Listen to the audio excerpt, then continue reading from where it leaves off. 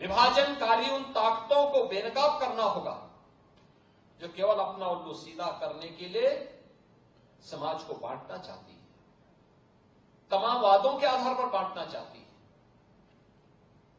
उनके लिए राष्ट्र की कीमत पर राजनीति उनके लिए अभिष्ट हो गई, लेकिन हमारे लिए राष्ट्र सर्वप्रथम है। राष्ट्र की कीमत पर कोई राजनीति नहीं हो सकती।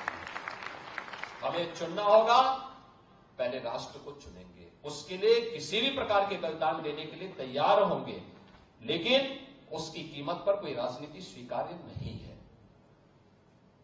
लेकिन आज जिस प्रकार के दृश्य दिखाई दे रहे हैं, जिस प्रकार की बातें हो रही हैं, जिस प्रकार की चीजें चल रही हैं,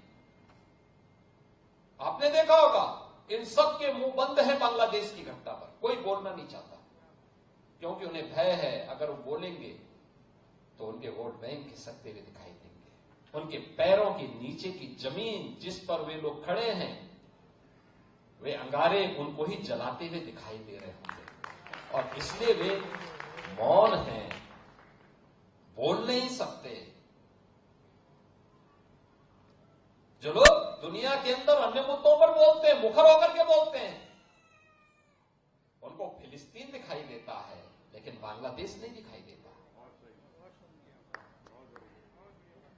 उनको दुनिया के अंदर अन्य जगह दिखाई देती है, लेकिन बांग्लादेश नहीं दिखाई दे रहा है, क्योंकि वहां मंदिर तोड़े जा रहे हैं और हिंदू मारा जा रहा है, संतों पर अत्याचार हो रहा है। और इसीलिए हम सबको वर्तमान की चुनौतियों को देखना पड़ेगा। याद करना, 1947 के पहले बांग्लादेश भी भारत का हिस्सा था। हमें यह नहीं भूलना चाहिए। और 1971 में बांग्लादेश को बचाने में हमारे सैनिकों ने भी बलिदान दिया था। हजारों सैनिकों ने बलिदान दिया था। पाकिस्तान को मुंह की खानी पड़ी थी। पाकिस्तान के 95,000 से अधिक सैनिकों को भारत के बहादुर जवानों के सामने समर्पण करना पड़ा था। और विश्व के इतिहास में किसी भी सेना की सबसे बड़ी विजय थी जो 1971 में भारत की सेना ने करके दिखाया था।